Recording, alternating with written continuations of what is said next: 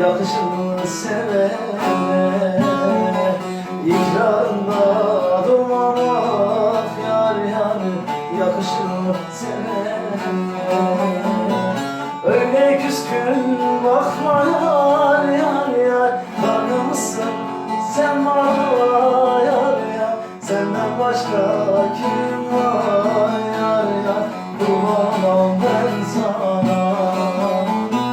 Öyle küskün bakma yar yar yar, dargınmışsın sen bana yar yar. Senden başka kim var yar yar, kurban olan ben sana.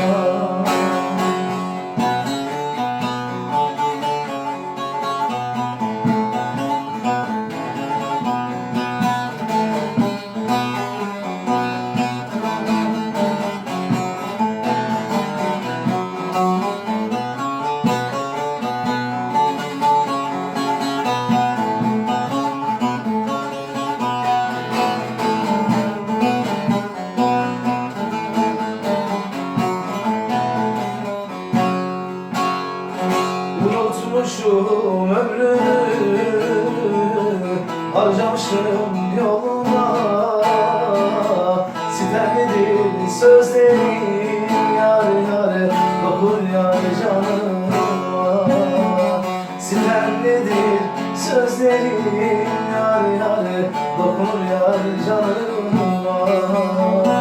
Öyle küskün bakma yar yar yar, dargınmışsın sen bana yar yar. Senden başka kim var yar yar, kurban olan ben sana.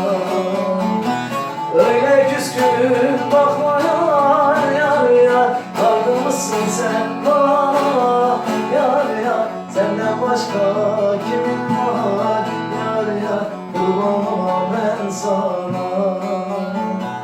Öyle küskün bakma yar yar yar, dargınmışsın sen bana yar yar. Senden başka kim var yar yar, kurban olan ben sana. Öyle küskün bakma yar yar yar, dargınmışsın sen bana.